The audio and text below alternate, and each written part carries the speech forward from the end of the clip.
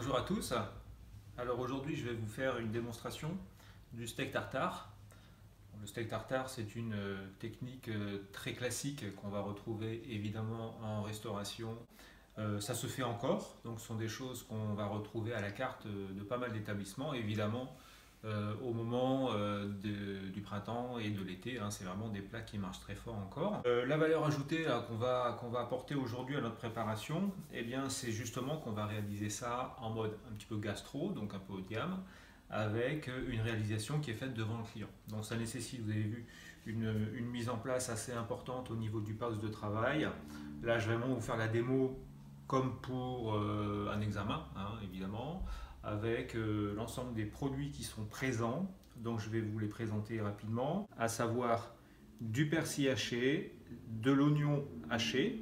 Alors là, j'ai pris de l'oignon frais aujourd'hui, donc c'est quand même bien meilleur, hein, ça va apporter un parfum supplémentaire, hein, de l'oignon frais. On a des capres, donc le condiment, les capres, ça c'est un produit qui est soit on aime moins. Donc l'intérêt aujourd'hui, c'est qu'on va être en situation face au client et donc on va pouvoir aussi communiquer avec lui sur la quantité de capres. Et puis des cornichons hachés également. Un œuf, alors moi j'ai pris un œuf extra frais.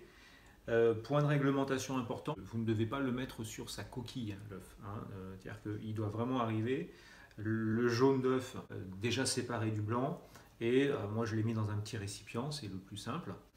J'ai pris un petit peu de citron, hein. Le citron, l'intérêt c'est qu'on va en mettre quelques gouttes dans notre viande et ça va éviter que la viande hachée ne s'oxyde, hein, et prenne cette petite couleur presque un petit peu brune quand elle passe trop de temps, puisqu'évidemment la viande ne sera pas cuite. Un petit peu la viande hachée, normalement vous travaillez avec, quand on vraiment respecte le steak tartare de base, on travaille avec une viande hachée au couteau. Point de réglementation important, si la viande elle est préparée par le restaurant, hein, si elle est hachée au couteau, eh bien il faut l'utiliser dans les 2 heures, sinon vous jetez. Voilà, donc ça c'est un point important. Et puis n'oubliez pas aussi d'indiquer la provenance de la viande. C'est un point de réglementation à respecter également. Là j'ai mis la viande sur glace, hein, parce qu'on est sur un produit quand même sensible. Il ne sera pas cuit. Et on va respecter la chaîne du froid le plus longtemps possible. Moi, évidemment, là, je vous fais des explications, mais c'est une technique qui doit être réalisée rapidement. Je dirais en 3-4 minutes, votre steak tartare doit être terminé. Voilà, alors on continue avec la présentation des produits. Je les ai essayé de les répartir de manière un peu logique. Le premier, on va commencer avec une mayonnaise, une base de mayonnaise légèrement montée. Donc un petit peu de moutarde, de l'huile d'olive, hein, ça donne un goût un petit peu plus agréable, un petit peu plus puissant aussi. Mon sel, mon poivre, ça c'est indispensable pour assaisonner la préparation. Et puis les indispensables produits, je dirais sauce condiment. On a évidemment le tabasco, donc on est sur une base de sauce piquante, hein, réalisée avec des petits poivrons. Ça se fait aux États-Unis, au Texas. On a ici la sauce anglaise, appelée aussi Worcester sauce. Dites sauce anglaise, hein, si c'est trop compliqué à prononcer pour vous. Et puis on a le ketchup qui vient compléter aussi la sauce, à voir en fonction des goûts de vos clients, si vous mettez du ketchup ou pas. Personnellement, je ne suis pas fan, ça va sucrer un petit peu la sauce. Donc j'en mettrai un tout petit peu pour vous montrer, mais d'habitude j'en mets même pas dans mon tartare. On a fait le point sur les produits, la mise en place du poste de travail. Vous voyez, on essaie de rester assez logique, hein. On va travailler toujours de gauche à droite. On a de la place pour travailler toujours au milieu, hein, pour faire les mélanges. Et puis la finition, le dressage, ben, ça se passera ici sur l'assiette de mon client. J'ai pris une grande assiette, hein, ça permet de faire un peu de présentation. Et puis j'ai préparé aussi une petite portion de frites. Alors on peut utiliser des pommes château, hein, vous savez, ces frites qu'on va monter les unes sur les autres pour faire une jolie présentation. Et puis la traditionnelle salade verte aussi, hein, puisqu'on est sur des garnitures assez classiques qu'on va retrouver sur des périodes estivales. N'oubliez pas votre lito, hein, c'est important. Et puis évidemment, de quoi faire nos mélanges. Grande cuillère, grande fourchette. Et puis j'ai préparé cuillère à café. Ça nous permettra d'incorporer les petits ingrédients là. Et puis on va en garder une bien propre, hein, qui va nous permettre aussi de goûter la préparation avant d'en faire profiter son client. Voilà, alors on va commencer. La première chose, eh bien, on va monter notre base de mayonnaise. Alors, la base de mayonnaise, mon petit œuf vient dans mon récipient. Alors, vous prenez un récipient creux. Là, confinement oblige, on fait ça à la maison aujourd'hui, donc ça veut dire que j'ai pris un peu les moyens du bord. Mais prenez une assiette creuse par exemple, ou prenez, voilà, j'ai pris un grand bol ici. Ensuite, on va mettre notre base de moutarde. On va mettre un petit peu de sel.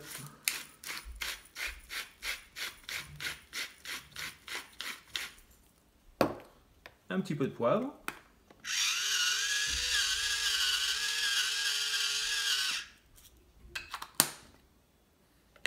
On va pouvoir commencer à mélanger ça. Alors prenez cuillère, fourchette dans la main. Et puis on va mélanger rapidement avant de monter avec notre huile d'olive. Donc il faut faire vite, hein. C'est pas la peine d'essayer de monter une mayonnaise. Hein. On n'a pas, déjà on n'a pas le temps et puis c'est pas le but recherché. Hein. C'est vraiment une base de sauce. Vous voyez là, je prends mon huile d'olive.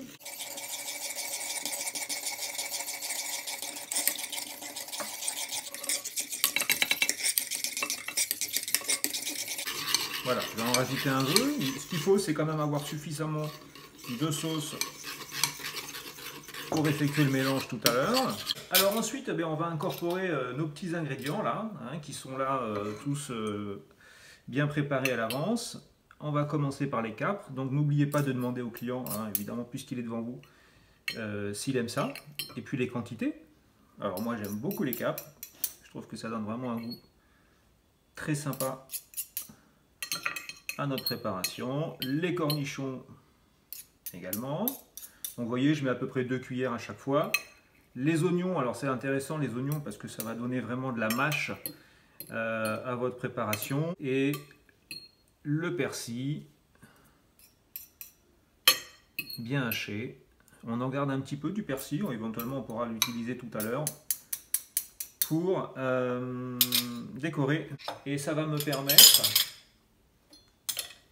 d'écraser tout ça dans ma sauce.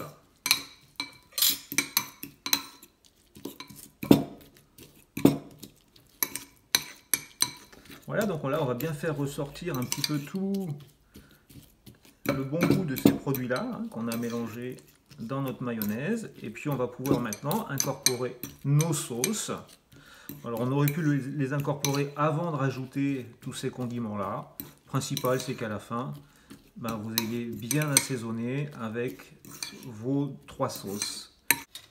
Et maintenant, je vais pouvoir doser les produits. Alors, moi je vous conseille de les doser délicatement, c'est-à-dire qu'on va utiliser éventuellement une petite cuillère ou une cuillère à entremets pour aller doser le tabasco. Alors moi j'aime bien le tabasco, donc j'en mets une dizaine de gouttes. Hein, là je parle pour une portion. Si vous avez un client qui n'est pas fan, hein, de ce produit-là, qui n'aime pas trop manger épicé, vous en mettez 3-4 gouttes. De toute façon, il vaut mieux en mettre pas assez que trop, puisque cette petite assiette-là va se retrouver à la fin sur la table du client, qui va pouvoir lui éventuellement compléter son assaisonnement. Là, je vais mettre un petit peu de sauce anglaise. Voilà, l'équivalent d'une petite cuillère, une ou deux petites cuillères. Hein, il n'en faut pas trop non plus, ça va rapporter du sel en plus. Alors moi, je vous ai dit que j'étais pas trop fan de ketchup, donc je vais quand même en mettre un petit peu pour la démonstration, mais c'est vraiment pour vous faire plaisir. Donc vous voyez, on essaye toujours de travailler proprement. On a toujours son petit lito à proximité éventuellement. Et on essaie de ne pas faire de taches sur son guéridon. Un petit peu de citron dans ma viande avant de pouvoir me débarrasser de mon assiette. Alors là, j'en mets un tout petit peu, pas trop, c'est pas la peine d'en mettre trop. Hein, c'est juste pour éviter qu'elle noircisse. J'aurais pu faire ça au début également. Ensuite, je vais de nouveau mélanger tout ça.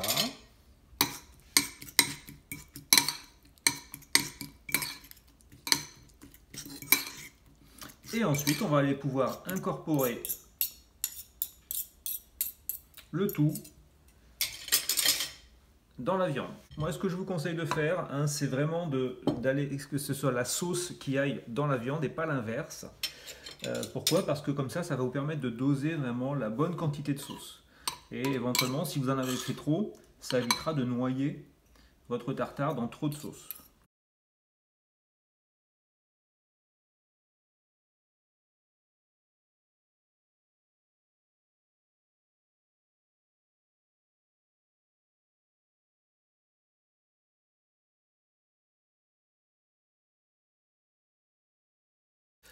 Et là on mélange bien, hein, de manière à ce que l'ensemble de notre viande soit mélangé à la sauce. Alors évidemment, si vous êtes en salle devant votre client, hein, essayez d'être un petit peu discret, hein, de ne pas faire trop de bruit. Eh bien on va s'assurer que l'assaisonnement est réussi, que le tartare est au goût de ce que vous avez demandé le client. Et là c'est pas lui qui va goûter, c'est vous. Vous allez tout simplement prendre une petite assiette, une petite cuillère et on goûte.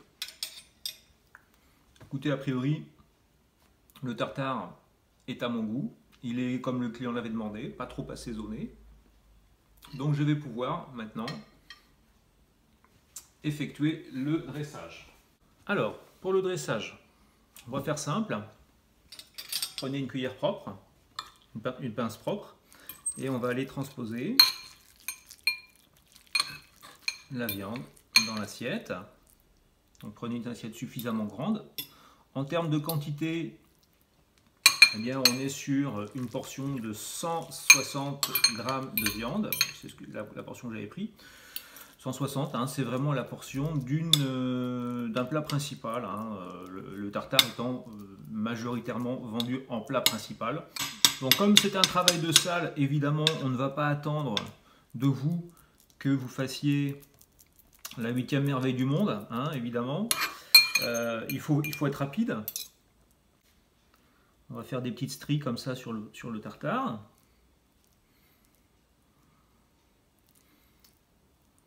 Voilà. En essayant de faire quelque chose d'à peu près rond, circulaire dans l'assiette et de ne pas faire trop de petites bavures autour. Mettre un petit peu de persil haché sur le dessus. Voilà. On a préparé une portion de frites. Alors idéalement c'est peut-être plus simple de la servir à côté, hein, pour éviter d'avoir à resservir ça dessus, hein, ça va gâcher un petit peu le travail que vous avez fait avant. Donc une petite portion de frites à côté ou une belle salade verte ou les deux éventuellement. En termes d'argumentation commerciale, vous êtes en face de votre client, qu'est-ce que vous dites? Eh bien on va déjà parler un petit peu évidemment du fait que le steak tartare, c'est vous qui allez le faire, hein. Je vais vous préparer le steak tartare à vos goûts. Deuxième chose, on va mettre en valeur aussi la qualité des produits, en particulier de la viande. Alors si vous parlez d'une belle viande de charolaise coupée au couteau, par exemple, hein, par l'équipe de cuisine, donc une viande extra fraîche. Vous pouvez parler aussi des produits, on travaille avec de l'oignon frais. Voilà, donc il y a énormément de choses sur lesquelles vous pouvez jouer pour donner envie aux clients. Évidemment, on pense à faire de la vente additionnelle. Alors, qu'est-ce qu'on peut servir avec un tartare? Eh bien, évidemment, on peut servir un vin rouge relativement léger. Pensez au vin du Beaujolais, notamment les crus du Beaujolais. Alors, je ne parle pas du Beaujolais nouveau, hein, mais les crus du Beaujolais, ça passe bien. Un petit verre de vin rouge assez léger, pas trop corsé. On n'est pas sur une viande forte. Alors, au niveau des tarifs qu'on retrouve en restauration, globalement, on n'est jamais en dessous d'une vingtaine d'euros, hein, sur un steak tartare. Et quand il est préparé dans des belles maisons, brasserie de luxe, voire semi-gastro, bon, ce qui est plus rare mais quand même, vous pouvez évidemment monter dans les tarifs sur 30 euros. Le service, tout simplement, se fait à l'assiette évidemment. Et puis on n'oublie surtout pas de proposer à nos clients les sauces condiments à côté, de manière à ce qu'ils puissent continuer à assaisonner son produit comme il le souhaite. Je vous souhaite donc une bonne préparation, hein. N'hésitez pas à refaire cette préparation chez vous. Travaillez bien l'organisation de votre espace de travail, c'est important, hein, que ça reste propre, bien organisé. Voilà, à bientôt.